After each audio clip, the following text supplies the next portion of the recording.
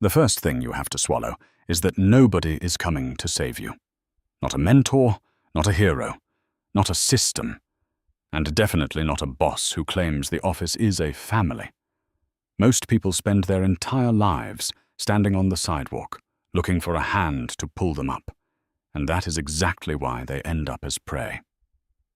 Machiavelli taught that a prince should never rely on the luck or the auxiliary forces of others, but only on his own virtù, his own grit, his own smarts, and his own raw power.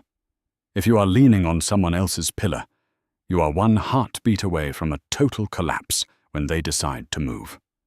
Think about the guy at your job who's always waiting for feedback or looking for a mentor before he makes a single move. He's the one who stays late, works his tail off, and prays that the people at the top will notice his loyalty. While he's waiting to be chosen, the company gets sold, the department is cut, and he's out on the street with nothing but a good luck email. He trusted the butcher to care about the cow. If you find yourself stuck in a dead-end spot where no one is teaching you the ropes and the ceiling feels like it's made of lead, don't ask for a meeting to discuss your growth. That is a victim's move. It tells the predators in the room that you are lost and looking for a master. The world doesn't give you what you deserve. It gives you what you take. When the room turns cold and the mentors are busy saving their own skins, your move isn't to beg for a map. It's to start drawing your own. Start quietly watching the gaps in the business. See where the boss is lazy and where the system is leaking money. Don't report the problems yet. Hold on to them, like gold. Use that time to silently take over the tasks that other people are too scared or too bored to handle. While they are out at happy hour, you are becoming the only person who knows how the machine actually runs. You want to reach a point where if they fired you today, the whole office would stop breathing. You have to look at every person you meet as a question of power. If someone offers to guide you, ask yourself, what do they get out of me being underneath them? In a world where no one is coming to help, you have to be your own architect. Machiavelli argued that it is better to be the master of your own mess than a slave to someone else's success.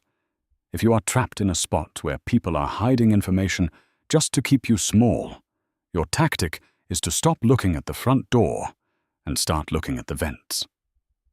Find the back door ways to get the knowledge you need. Steal the tricks of the trade by watching, not asking. Mirror the habits of the winners, not to be their friend, but to eventually take their seat. Your path forward isn't a promotion handed down by a committee. It's making yourself so vital that removing you would break the business. You want to be the person who holds the keys to the kingdom, while the king is asleep. That is the only real job security that exists. In a butcher shop, you are either the one holding the knife or the one on the hook. By refusing to wait for a mentor and choosing instead to learn the anatomy of the game through your own cold observation, you move yourself from the hook to the handle. You don't need a hand to hold when you've already learned how to seize the world by the throat. People will try to sell you on the idea that mentorship is some kind of selfless gift, like a bridge built just to help you cross. But in the real world, the one where bills are due and there are only so many seats at the top, mentorship is almost always a debt you can't pay back. If someone gives you everything, their contacts, their secrets, their blueprints, they haven't just helped you, they have bought you. They own your story, and they own your loyalty. Machiavelli warned that it is much safer to be feared than loved. Why? Because love is held by a chain of thank yous that people break the second their own skin is in the game. Fear, however, is kept in place by the dread of what happens if they cross you. When you trust a savior, you're just handing them the shears to your own wool. Imagine you're out there grinding, trying to scale a side hustle or a project that actually matters. You're tired, your cash is low, and suddenly a mentor shows up offering to fund your dream. All they want is 40% of the business and the right to tell you what to do. They talk sweet about partnership and growing together. Don't be a sucker. They aren't saving your dream. They're buying your future at a discount because they can smell your desperation. They are betting that you're too weak to survive the winter on your own. If you sign that paper, you isn't a boss anymore. You're an employee with a fancy title, working to fill the pockets of the person who rescued you. When you feel the walls closing in because you don't have the right connections or enough money, don't go looking for a benefactor who wants a piece of your soul. The moment you show your hand, the moment you admit you need someone, you've lost all your power. Instead of looking for a hand to hold, look at what you can cut. Your pivot in this crisis is to strip your life and your work down to the absolute bone. Work 2 jobs, sleep on the floor, and build a lean version of your empire with nothing but your own sweat. It'll be slower, it'll be lonely, and it'll hurt. But every dollar of profit will be yours, and you won't have to ask a soul for permission to spend it. Trusting someone else to vouch for you is putting your neck on their chopping block. If they trip, you fall. If they get a better offer to sell you out, they'll do it and call it just business. You see this every day in offices where someone hitches their wagon to a rising star, only for that star to get fired or quit.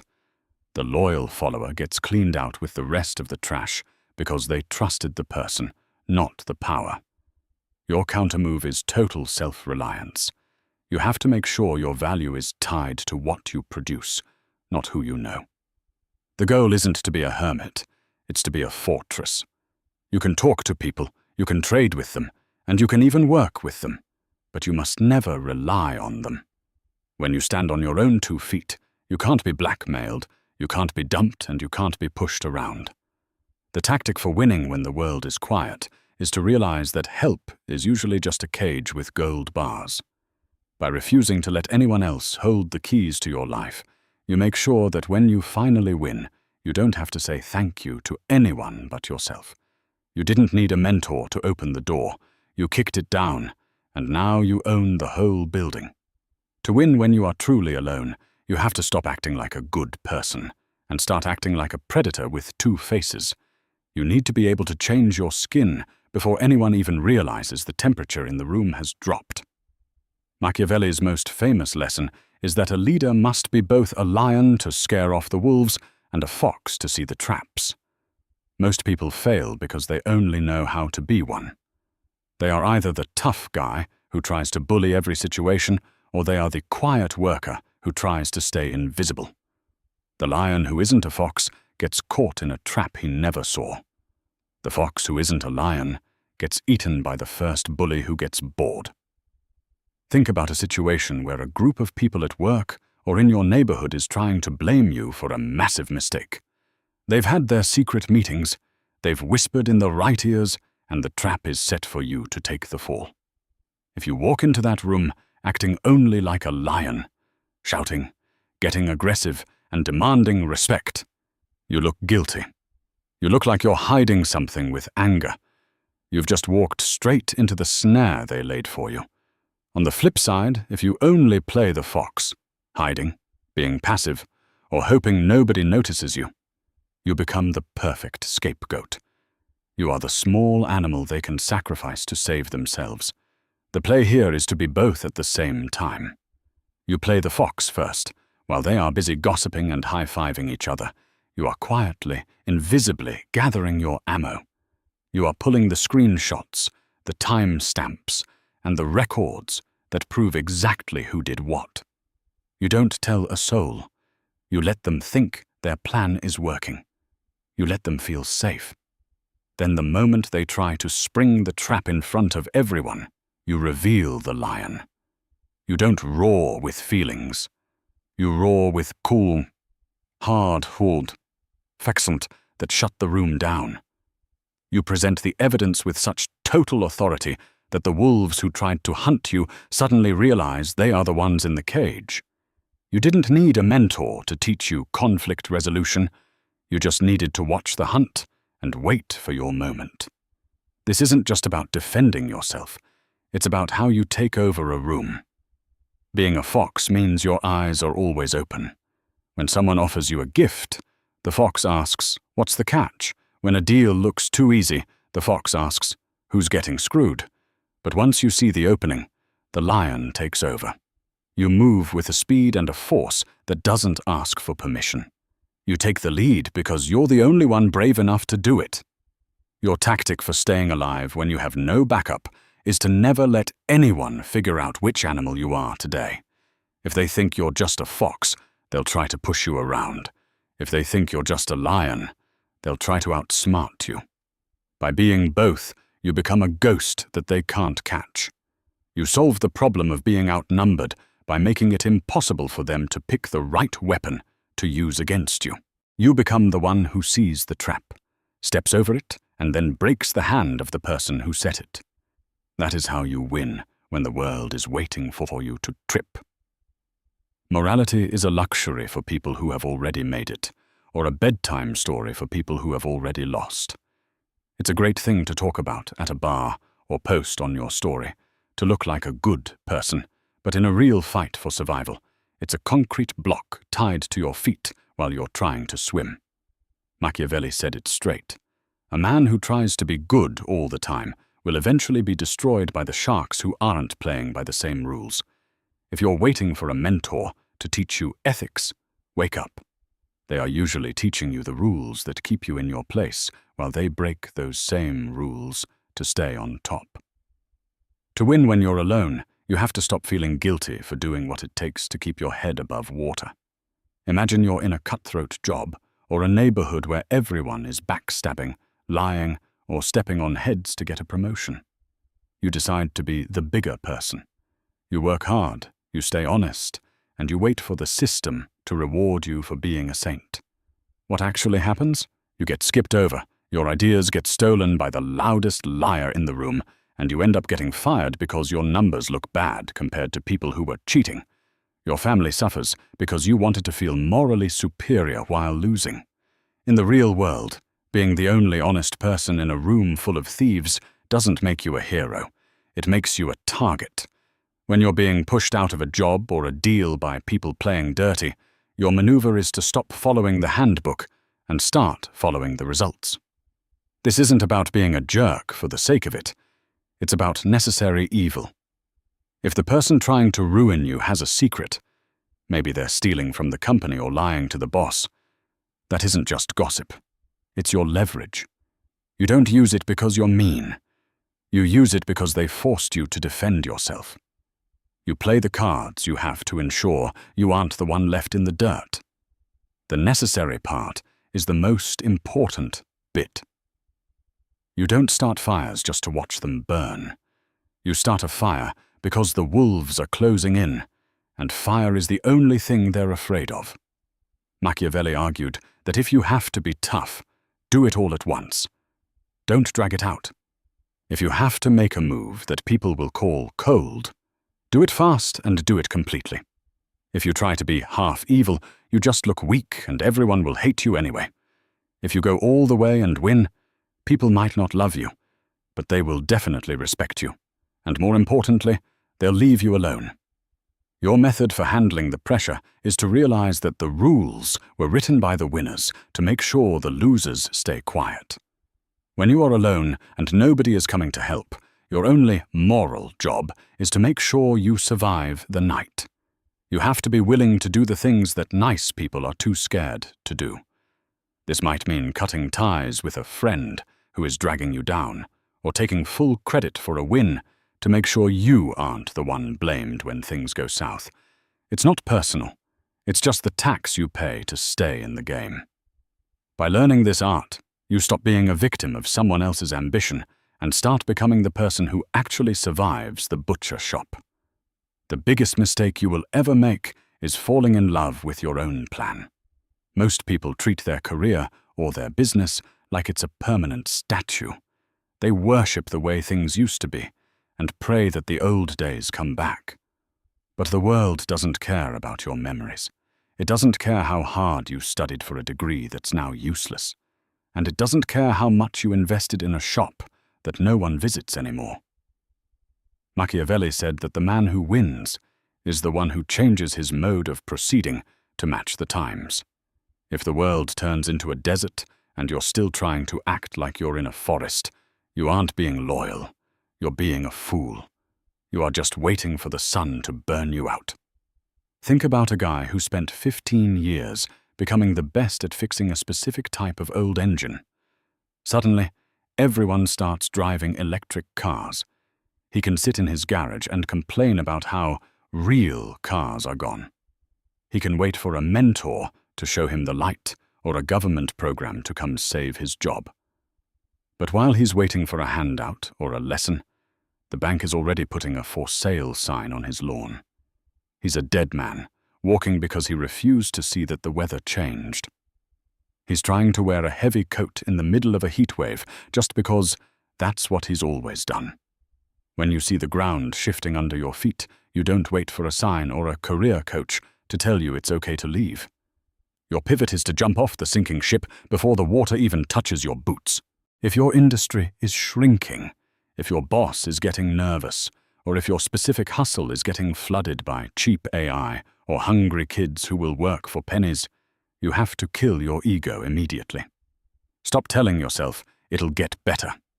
It won't. The spirit of the times has moved on, and if you don't move with it, you'll be buried under the rubble of the old world. You have to be like water. If the world puts you in a cup, you become the cup. If it puts you in a bottle, you become the bottle. In street-level terms, this means being a shapeshifter. If you were a retail guy, but shops are closing, you become a delivery guy or a warehouse king overnight. You don't need a 4-year degree to change. You just need to watch where the money is moving right now and go stand in front of it. Machiavelli pointed out that people are usually slow to change because they've had success doing things the old way. They think, well, it worked for my dad, so it'll work for me. That's the kind of thinking that gets you evicted. The moment you think you've made it and can stop learning is the moment you become a target. Your adjustment to a world that has no memory is to stay light on your feet. Never own so much stuff or so much pride that you can't walk away from your current life in 30 seconds if you see the heat coming around the corner. Never be so proud of a title that you won't take a lower job in a field that is actually growing. Loyalty to a dying business or a dead skill isn't a virtue. It's a trap. By refusing to stay the same, you turn yourself into a ghost that the system can't pin down. You win because while everyone else is crying about the good old days, you're already miles down the road, grabbing the new opportunities they haven't even noticed yet.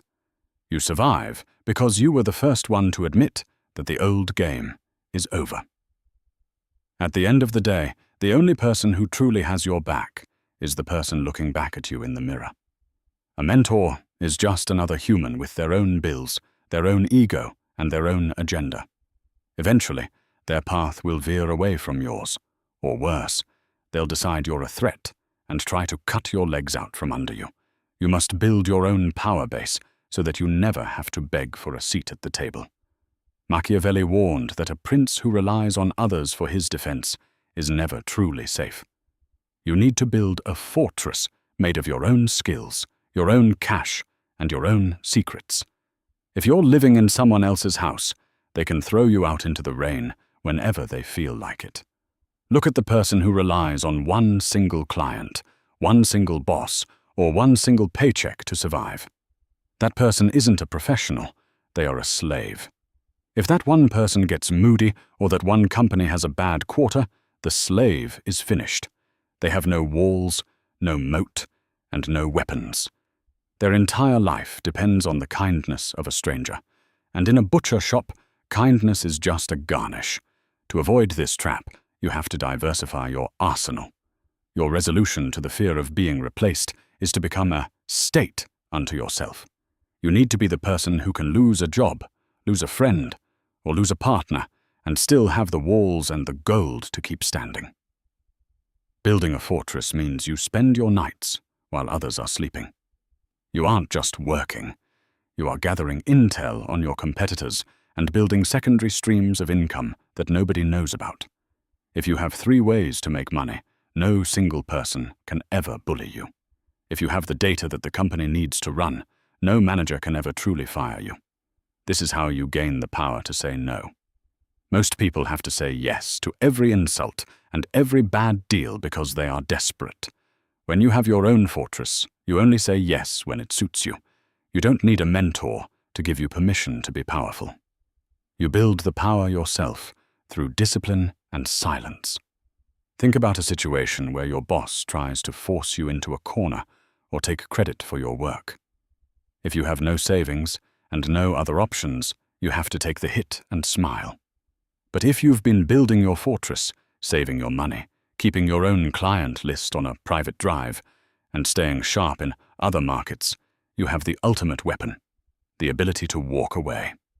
The way out of a losing battle is having a place to retreat where the enemy can't follow. You don't need a savior to come pull you out of the fire if you've already built a fireproof room. Nobody is coming to save you. You can either walk away and forget everything you just heard, or you can subscribe and start mastering the art of the fox and the lion. This isn't for the people who want to feel good. It's for the people who want to win. If you're building your fortress in silence, drop a done in the comments. No explanations. No excuses. Let the wolves wonder what we're planning. See you in the next one.